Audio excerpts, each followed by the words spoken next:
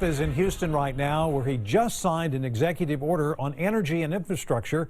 It aims to prevent states from blocking pipelines and other energy infrastructure, effectively rolling back energy regulations. As the president makes fundraising stops in Texas today, Democratic presidential hopeful Julian Castro is holding a counter rally. KXAN's Steffi Lee reports now live from San Antonio. Steffi.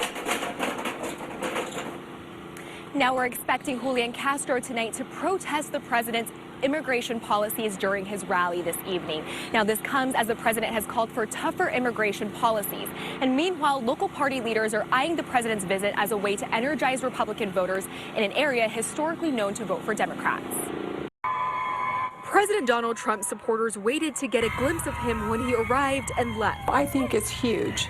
I have asked for him to come for a long time. Bexar County GOP Chairwoman Cynthia Brem says this visit makes her fired up for 2020.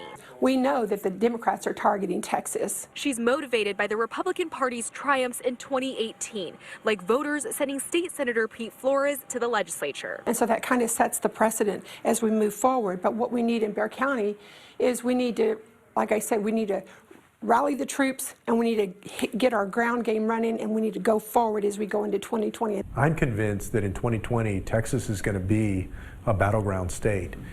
Texas is part of the future for the Democratic Party. Democratic presidential candidate Julian Castro is also vying to win his home state. I believe that I can motivate voters to get out, not only here in Bexar County, but throughout the state. And the work for both parties to shape the political landscape of the San Antonio area is only beginning. We'll have more coverage this evening of Castro's People First plan, which includes making crossing the border a civil penalty rather than a criminal one. Live in San Antonio, Steffi Lee, KXAN News.